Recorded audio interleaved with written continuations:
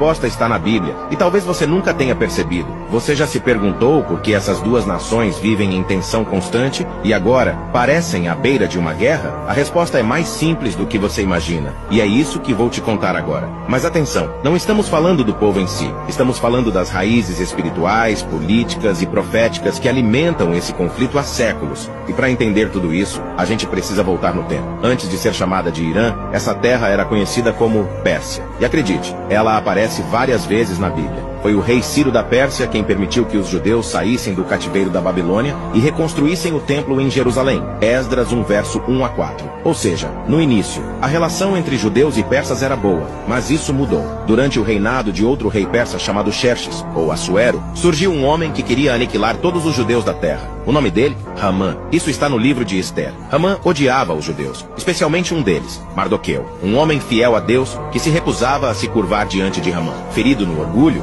Hamã não quis atacar só Mardoqueu, mas tramou um plano para exterminar todo o seu povo. Mas o que Hamã não sabia é que Ester, a rainha, era judia, e com coragem e sabedoria, ela intercedeu diante do rei. Hamã foi desmascarado e acabou perdendo a vida na mesma forca que preparou para Mardoqueu. Essa história é celebrada até hoje no feriado judaico de Purim como um livramento de Deus, mas também marcou profundamente a memória do povo judeu e da tradição persa. Por séculos, a Pérsia foi um império poderoso, mas no século XX, tudo mudou. Em 1979, aconteceu a Revolução Islâmica. O Irã passou a ser governado por ayatolás, líderes religiosos xiitas, que enxergam o Estado de Israel como ilegítimo. Eles não reconhecem o direito de Israel existir e veem o país como uma afronta ao Islã, especialmente por estar na Terra Santa. O próprio líder supremo do Irã já declarou publicamente o desejo de eliminar Israel do mapa. São palavras deles, não invenção nossa. Mas por que tanto ódio? Alguns estudiosos dizem que esse ódio tem raízes políticas e religiosas. Outros enxergam algo mais profundo,